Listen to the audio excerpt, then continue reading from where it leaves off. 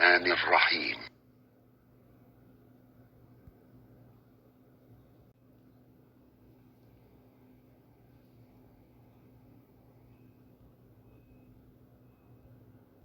بسم الله الرحمن الرحيم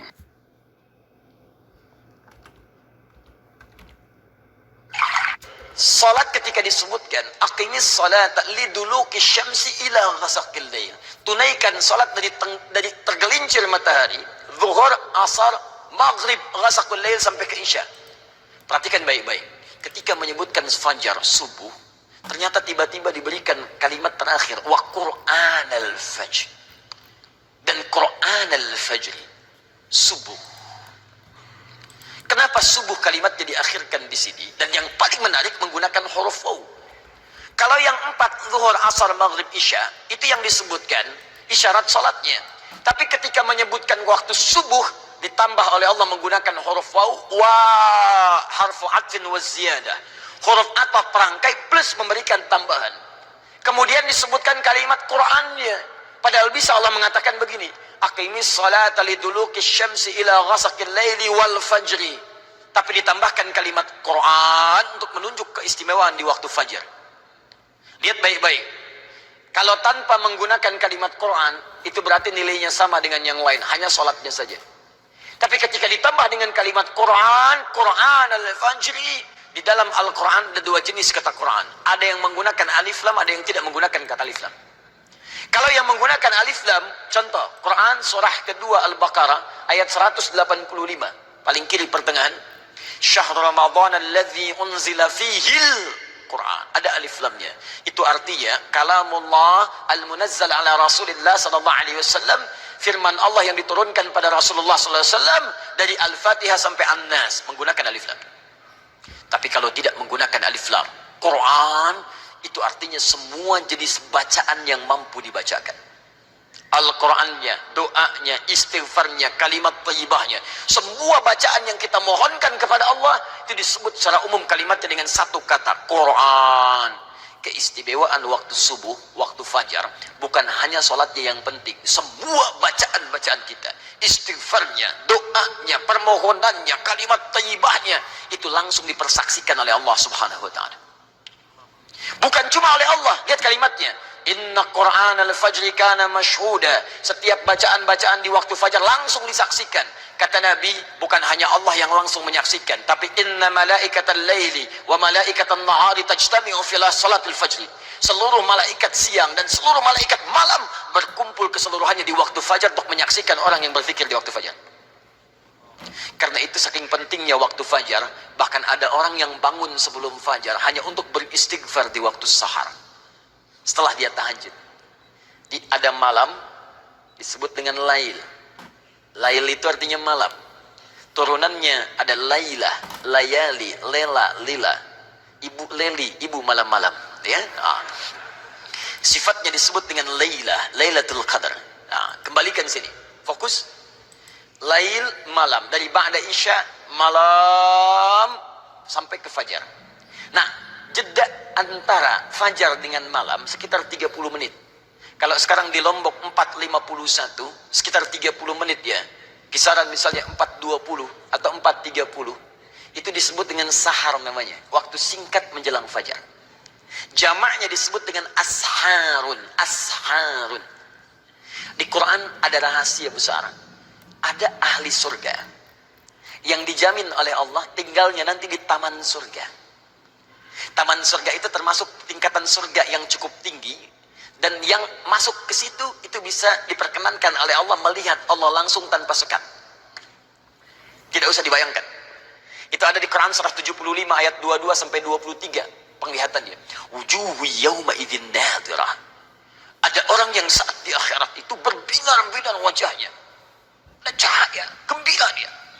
Bukan karena masuk surganya, ila rabbiya nadhirah, karena dia bisa melihat Rabbnya langsung pada saat itu tanpa sekat. Ketika masuk ke surga, dan luar biasanya, dimasukkanlah ke taman surga. Di surga lain, level di bawahnya, itu kalau menginginkan sesuatu dilayani oleh pelayan surga, namanya wildanun mukhalladun.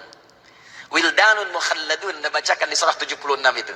Wildanun mukhalladun, kalau perempuan dilayani oleh pangeran-pangeran surga. Laki-laki bidadari-bidadari di surga. Mala ainun ra'at wala udhunun sami'at wala khatara ala qalbi bashar. Tidak pernah dilihat wajahnya, tidak pernah terdengar kisahnya, dan Anda melamun sekarang nggak akan seperti itu. Jauh. Itu baru yang biasa. Anda ingin apapun diberikan yang terbaik. Tapi taman surga tidak. Allah langsung memberikan tanpa ada perantara. Innal muttaqina fi jannatin wa uyun. Quran surah ke-51 ayat 15 sampai 23. Paling kanan atas sampai bawah. Sungguh ada sebagian orang takwa yang tinggalnya di taman surga. Akhidina ma atahum rabbuhum. Orang-orang ini langsung mendapatkan segalanya dari Allah Subhanahu wa taala. Innahum kanu qabla dzalika muhsinin. Apa amalannya saat di dunia? Mereka itu orang-orang ihsan. Kanu qalila, ciri pertamanya. Kanu qalila minal laili ma yahja'un, ayat 17. Ciri pertamanya, mereka itu orang-orang sedikit tidurnya. Dibangun malamnya banyak, sedikit tidurnya. Ingat, kalau Quran sudah memberikan kalimat, jangan ditambah, jangan dikurangi. Nilainya akan berkurang. Kata Quran, sedikit tidur. Anda tambah kalimatnya, sedikit-sedikit tidur. Hati-hati. Nabi sedikit makan, Anda sedikit-sedikit makan misalnya. Itu nanti akan tidak berimbang. Baik ya, nanti sedikit tidur masuk ke dalam surga. Sedikit-sedikit tidur masuk ke surga-surgaan. Lihat baik-baik. Apa amalan selanjutnya? Saya akhiri pembuka sampai sini, dan berbahagialah kita yang mendapatkan kesempatan ini. Ayat 18-nya. Wabil asharihum yastaghfirun. Dan dekat-dekat waktu fajar, mereka banyak berzikir, beristighfar pada Allah Subhanahu wa taala. Karena itu, manfaatkanlah waktu setiap ada kesempatan fajar. Jangan tinggalkan. Kata Nabi, kalau orang tahu kemuliaan di waktu fajar, dia akan datangi waktu itu walaupun dengan merangkak. Saking mulianya. Ayo bangun, bangun. Saya ditawarin untuk rekaman tadi sebelum fajar. Saya bilang, nanti saja setelah selesai sholat. Karena ada kesempatan yang tidak mungkin saya dapati lagi untuk hari esok. Saya diberikan waktu sekarang, bukan untuk hidup di hari esok. Karena belum tentu esok hidup, kalau Allah tidak berkehendak. Karena itu syukurilah pada Allah Subhanahu wa taala, hari ini kita dipilih menunaikan salat langsung di sini dengan fajarnya, dengan i'tikafnya, dengan segalanya. Perhatikan, di antara sekian hamba yang hidup dan bertadaffuq banyak menyebar, kita yang terpilih. Maka pertahankan iman itu, semoga Allah menerima amalan kita insyaallah.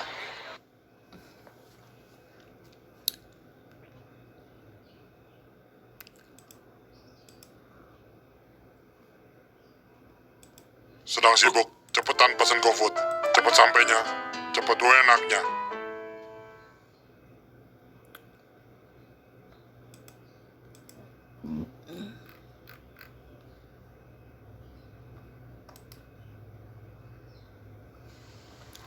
Dan tahukah Anda, waktu antara azan ke iqamah termasuk waktu yang diijabah oleh Allah Subhanahu wa taala.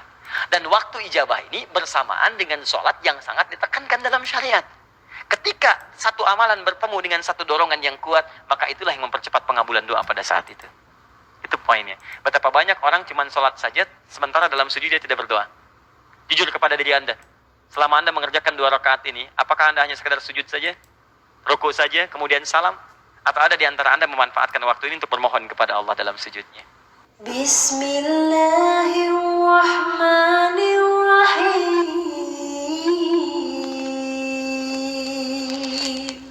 Jadi saking pentingnya sholat subuh ini, teman-teman sekalian, fokus. 2 rakaat sebelum subuh saking pentingnya, maka dalam keadaan-keadaan bahkan Anda bangun terlambat pun, ini hadis-hadis sahih mengajarkan masih boleh menunaikan 2 rakaat sebelum subuhnya. Pertanyaannya, apa keutamaannya? Sampai-sampai itu dijaga, bahkan dalam keadaan seakan terlambat dalam menunaikannya. 1. Hadis riwayat Muslim, ke nomor hadis 725-nya, tadi sampai 727. Tahan ya, fokus. Rak'atal fajri khairum minad dunya wa ma fiha. 2 rakaat sebelum subuh itu keistimewaannya lebih daripada dunia dan seisinya. Bapak Ibu, kalau saya kasih pilihan, pilih 500.000 atau pilih dunia dan seisinya, pilih mana? Alhamdulillah, normal. Normal. Walaupun pada prakteknya kadang-kadang tidak begitu. Contoh, bikin broadcast ya dari sekarang dan viralkan. Ada satu pengumuman dari Masjid Nurul Bahri di Kelapa Gading, besok Jumat yang sholat subuhnya ditunaikan di Masjid Kelapa Gading Nurul Bahri dan mengikuti datang sebelum subuh, 2 rakaat sebelum subuh dikerjakan di Nurul Bahri, masing-masing akan dapat amplop 500.000. Sampaikan terbatas 50 orang untuk sub pertama, 500.000. Baik, pertanyaan saya, setelah pengumuman itu dibuatkan viral, kemudian menyebar, berapa jamaah yang datang ke sini? Pertanyaannya, sejak jam berapa jamaah datang ke sini? Siapa kakak ya? Subuhnya 4.25. Orang datang ke sini jam berapa? Jam 1, jam 2. Demi Allah saya katakan, nginap dari sore ini udah pada datang. Padahal itu cuma tulisan di bawahnya, contoh. Anda bayangkan, di contoh aja dikasih 500.000, diumumkan dari sekarang, nginep sore-sore udah banyak ke sini. Gak percaya, bikin aja Pak pengumuman, contoh di Masjid Kelapa Gading Nurul Bahri, besok akan dibagikan masing-masing 500.000 rupiah di awal subuh bagi 50 orang pertama. Tanda kurung contoh. Atau nggak usah kasih contoh, kalau Anda benar-benar berniat silahkan cek berapa yang datang. 4.25 adzan subuh, mulai sore udah datang, malam itikaf dan sebagainya. Wajah-wajahnya nggak pernah Anda kenal sebelumnya. Bikin pengumuman yang kedua. Siapa yang datang ke masjid lebih awal di waktu subuh, menunaikan 2 rakaat sebelumnya bahkan di masjid itu, nanti kami akan berikan dengan janji Rasulullah SAW lebih daripada dunia dan seisinya. Al-Hadis tuliskan di ujungnya. Pertanyaan saya, berapa yang datang ke masjid ini? Tuh lihat tuh. Nah, sekarang jadi Ustadz, yang dimaksudkan lebih daripada dunia dan seisinya ini apa? Apakah materi wujudnya atau yang lain wujudnya? Nah ini yang perlu kita sadari, sehingga kita punya pemahaman yang kuat tentang ini. Sampai-sampai Nabi pernah mengilustrasikan, kalaulah tahu tentang kemuliaan ini, bahkan orang akan mendatangi masjid atau sholat itu dengan merangkak. Merangkak itu ada dua pemahaman. Satu, saking padatnya orang datang sampai bergeraknya itu lambat. Ya kan kalau orang lambat itu diilustrasikan seperti bayi yang merangkak, lambat geraknya, saking banyaknya padatnya begitu. Ya. Yang kedua, ada yang mengatakan bahkan orang yang tidak mampu pun akan merangkak datang, saking tahunya manfaat di balik itu. Yang pertama yang dimaksudkan kata para ulama, makna yang pertama itu adalah terkait dengan pahalanya. Pahalanya itu lebih daripada dunia dan seisinya. Anda bayangkan nggak teman-teman? Baca Quran aja, satu hurufnya 10 kebaikan. Infak paling minimal 700 kebaikan. Datang ke majelis ilmu mendapatkan pahala 700 kebaikan. Tapi kalau 2 rakaat sebelum subuh, langsung jumlahnya lebih daripada dunia dan seisinya. Bukan 10, bukan 20, bukan 100, bukan 700. Lebih daripada dunia dan seisinya. Maksudnya, susah ngitungnya. Banyak ya? Banyak pahala.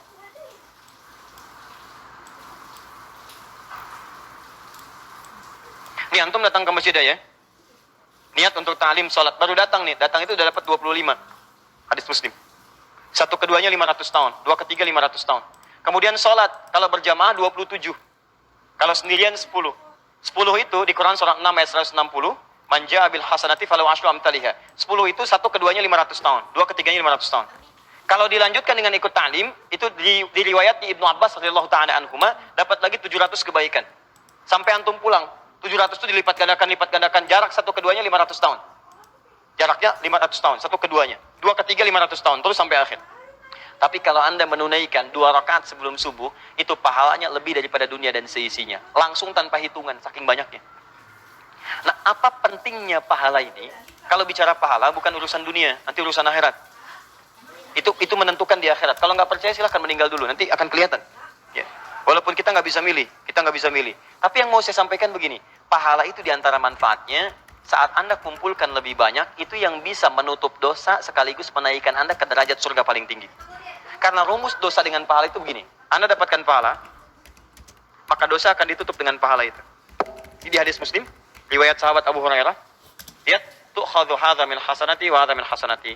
Kalau ada orang berbuat baik, kemudian dia berbuat jelek, maka pahala kebaikan itu akan ditutupkan pada kejelekannya. Ini. Paling celaka itu disebutkan langsung oleh Nabi. Awas hati-hati. Yati yaumal qiyamati bi salatin wa siyamin wa zakatin walati qad syatama hadza wa qadhafa hadza wa daraba hadza. Ada orang saat di dunianya rajin salat, sunahnya dikerjakan. Ini kalau Nabi berbicara enggak akan dusta, pasti benar ini. Jadi ada yang rajin sholat, rajin puasa, rajin zakat. Cuman sayang, wayati qad syatama hadza. Dia juga rajin mencela orang. Jadi kalau Nabi katakan begitu akan terjadi. Orangnya rajin sholat, cuman senang juga mencela orang. Senang juga menuduh orang. Wa qadzafa hadza, qadzafatu nuduh. Ini unik. Kalau orang nggak sholat, karena dia nggak sholat. Tapi ini orang sholat, tapi bisa mencela. Mudah sekali cara orang. Mudah menuduh orang. Wa daraba hadza, senang berselisih. Nah, nanti di akhirat bagaimana? Tu'khadhu hadza min hasanati wa hadza min hasanati. Kalau ada orang sholat kata Nabi, kemudian mencela orang lain, maka pahala sholatnya akan diambil, diberikan pada untuk menutup dosa celaannya. Bisa sekarang ada orang ikut taklim nih, begitu keluar ada orang lewat gak ikut taklim, bicarakan. Lihatnya, iya kayak ahli surga aja ya, iya. Gak ikut taklim kayak kita ya, iya. Misal. Nah, itu dua orang ketika bicara, dipindahkan pahala taklimnya kepada orang tadi. Datang yang satu bertanya, kenapa? Itu tuh orang itu, nggak nyangka ya, nyangka. Ketika Anda bilang tidak nyangka, Anda sedang menyangka, pindah pahala. Yang keempat mengatakan, alhamdulillah saya tidak Ustaz. Alhamdulillah. Tidak seperti tiga orang itu tuh senang membicarakan orang lain. Nah. Itu ketika bicara demikian, pindah lagi kepada orang itu. Di rumusnya, ketika Anda kerjakan kebaikan, Anda melakukan keburukan, maka yang baik ini akan otomatis menutup yang buruk. Tutup, tutup, tutup, tutup. Kalau baiknya masih unggul, salahnya, amal solehnya tinggi, salahnya hilang, maka surga baginya. Kalau ini nggak bisa nutup, solehnya kurang, salahnya masih banyak, maka neraka untuknya. Salah dengan soleh seimbang, maka ditempatkan di Araf namanya. Bukit tertinggi antara surga dengan neraka. Nah, yang saya tanyakan adalah, ini yang paling penting nih, tolong akui dengan jujur. Siapa yang tidak punya banyak, siapa yang tidak punya dosa siang ini? Angkat tangan. Ulang. Siapa yang merasa tidak punya dosa, boleh angkat tangan. Saya pulang. Karena Anda lebih berhak berada di sini. Yang dosanya sedikit, boleh angkat tangan. Baik. Yang dosanya agak banyak, angkat tangan. Yang dosanya banyak, angkat tangan. Tahan. Turunkan lagi. Baik. Saya bikin keterangan di sini. Tabel pertama, mengakui banyak dosa. Ya. Alhamdulillah. Di tahun sudah berganti, tapi kebiasaan masih sama. Datang sendiri, nulis sendiri, nerangin sendiri, ngapus sendiri. Luar biasa. Alhamdulillah. Dosa banyak. Siapa yang ingin masuk surga? Boleh angkat tangan. Surganya Firdaus. Bersama Nabi. Nah, sekarang, ini memang aneh ini, aneh. Ya. Aku banyak dosa, tapi pengen ke surga. Surganya Firdaus lagi. Rumus surga itu kan pahala. Pahala itu dihasilkan lewat amal soleh. Karena itu ketika Allah menerangkan tentang surga pertama kali dalam Al-Quran, di Quran surah kedua ayat 25, maka disebutkan iman dan amal soleh. Wabashiril ladzina amanu, berikan kabar pada orang-orang beriman itu, wa amilus solihat, dan dia telah mengumpulkan pahala dengan amal soleh. Annalahum jannatin tajri min tahtihal anhar. Dengan amal soleh itu, maka kami siapkan surga terindah untuknya dengan segala keindahan di dalamnya. Pertanyaannya, lihat sini. Berarti untuk Anda masuk ke surga itu, Anda membutuhkan pahala. Sekarang pertanyaan saya, siapa yang sudah merasa terjamin masuk surga? Tidak ada yang merasa terjamin. Artinya, ini ada yang unik teman-teman sekalian. Saat bersamaan, Anda merasa dosanya banyak. Juga merasakan pahalanya belum cukup ke surga. Nah, yang jadi pertanyaan adalah, kan ini dunia akan kita tinggalkan, dan kita sadar itu. Kita akan wafat. Dan itu satu yang pasti, kita nggak bisa milih. Bisa sekarang, bisa nanti. Dan tidak harus kemudian ada kejadian tertentu, kalau udah tiba ajal itu datang. Mau ada tsunami, mau tidak, kalau ajal tiba, ya tiba, meninggal. Mau ada gempa ataupun tidak, kalau yang meninggal, ya meninggal aja. Dan kita tidak tahu kapan itu. Anda umroh, harap meninggal di tanah suci, tiba-tiba meninggal di tanah kusir. Bisa di tanah abang. Ya, kita nggak bisa pilih. Tapi yakinnya kita itu pasti wafat, kita meninggal. Pertanyaannya, saat pulang itu kan kita tahu sepakat, yang dibawa cuma satu, amal soleh, pahala ini. Nah, pertanyaan saya, kalau Anda merasa pahala masih sedikit di sini, dan dosa masih banyak, maka bagaimana cara menutupnya? Sedangkan rumus ke surga itu kan ini mesti banyak, ini hilang. Ditutup nih. Jadi kalau sekarang kita yakin dosanya masih banyak, sementara pengen ke surga, pahala sedikit, nutupnya bagaimana? Maka dalam bab fikih ada satu amalan, ini indah sekali dalam kalimat Nabi. Maka Anda harus memburu dengan cerdas. Amalan-amalan yang saat dikerjakan pahalanya melimpah. Itu yang disebut dengan sedekah jariyah. Sedekah jariyah itu, sedekah itu bukan sekedar mengeluarkan uang, bukan. Jangan dibatasi dengan itu. Dalam bahasa fikih, kullu ma'rufin sedekah. Setiap perbuatan baik itu disebut sedekah. Salat sedekah, zakat sedekah. Karena itu zakat disebut dengan sedekah. Quran surah ke-9 ayat 103. Infak sedekah. Quran surah ke-2 ayat 264. Salat sedekah. Kemudian doa itu sedekah. Lakukan amalan-amalan. Tapi semua amalan ini ada rumusnya. Kalau Anda ingin mengerjakan satu amalan yang pahalanya melipat mengalir, kata Nabi, kerjakan yang jariyah. Ada thabitah, ada jariyah. Thabitah itu sekali dikerjakan seketika pahalanya selesai. Kalau jariyah dikerjakan pahalanya terus mengalir. Mengalir, mengalir. Bukan cuma menitipkan uang pada sesuatu. Anda punya 50.000, berikan pada orang lapar, berikan makanan. Begitu dia makan, tenaganya mengalir. Dipakai sholat, Anda dapat bagian pahala dari sholatnya. Tanpa dikurangi sedikit. Dengan uang yang sama, belikan mushaf. Belikan mushaf, berikan pada penghafal. Begitu dia ulang-ulang hafalannya, hafal, baca. Kan penghafal Quran itu pasti bukan sekali baca, akan terus-terusan. Dan tidak ada penghafal Quran, menghafal Quran cuma seayat. Baca surat aja enggak. Baca satu huruf aja apalagi. Enggak ada penghafal Quran baca cuma satu huruf. Pahala Quran itu satu huruf 10 kebaikan. Enggak ada penghafal Quran baca Quran cuma sehuruf. Siapa yang infaknya ini? Itu tuh mushafnya dari Bapak Fulan. Dia mau udah banyak pahalanya, bacanya sehuruf aja. Nun, sudah. Ganti mushaf, gak ada. Dia pasti berulang-ulang. Dzalikal kitabu, sampai hafal. Itu berapa kali dia ulang, berapa banyak pahala. Modalnya cuma 50.000. Kemudian yang paling menarik, maaf teman-teman, andanya wafat, mushafnya masih ada, dipakai orang lain lagi, Anda masih dapat pahalanya. Yang paling menarik, mushafnya udah hancur, tapi orang yang hafalnya masih hidup. Dia mengajar 100 murid. Pahala dari 100 murid itu Anda dapatkan lagi. Berapa banyak modal? Cuma 50. Nah, ada yang tanpa modal, nggak usah bayar. Bangun Anda sebelum subuh, kerjakan 2 rakaat, dapat pahala lebih daripada dunia dan seisinya. Cuma 2 rakaat modalnya. Maka ketika dapatkan itu, nih, dosa Anda seperti apa sih? Kalau dosa Anda sepenuh dunia, sepenuh bumi, kerjakan 2 rakaat sebelum subuh. Sepanjang bukan dosa besar. Istighfar di situ, mohon ampunan, sujud dengan benar. Dan yang dimaksudkan sholat 2 rakaat itu bukan sekedar sholat. Ada nanti cara-caranya, itu yang akan kita bahas. Ada caranya, ada rukunnya, ada bacaannya, ada apa yang harus dimohonkan, apa yang kemudian harus ditepikan. Ada. Jika benar Anda kerjakan semua ini, maka diberikan oleh Allah lebih daripada dunia dan seisinya. Jadi kalau pahala ini diberikan, dosa Anda yang bertumpuk pada hari itu hilang beberapa bagian. Hilang. Apalagi saat mengerjakan amalan ini, Anda bertobat dari dosa-dosa yang pernah dikerjakan, termasuk dosa besar. Maka Anda berpeluang habis semua dosa itu. Dan mungkin seperti yang pernah terjadi di satu tempat. Ini viral kisahnya. Ya, Masya Allah. Dia seorang yang sangat buruk perilakunya. Kemudian tiba-tiba dia pengen sholat. Orang sudah mulai mengusir dan sebagainya. Kemudian dibimbing oleh seseorang dari wudunya, dari sholatnya. Begitu dia sholat, ternyata wafat dalam keadaan sujudnya. Dan dia wafat dalam keadaan husnul khatimah. Jangan pernah nilai orang dari covernya, dari luarnya. Karena boleh jadi hati kecilnya ingin kembali kepada Allah. Begitu ingin kembali, maka Anda rangkul, ajarkan kepadanya. Begitu dia tobat, Anda mendapatkan bagian dari pahalanya. Kalau orang ini masih hidup, setiap dia beramal, Anda mendapatkan bagiannya. Qadar Allah dia haji, Anda belum, maka Anda mendapatkan pahala hajinya tanpa dikurangi sedikit pun. Indah. Paham ya? Nah, maka ini cara memahaminya begini.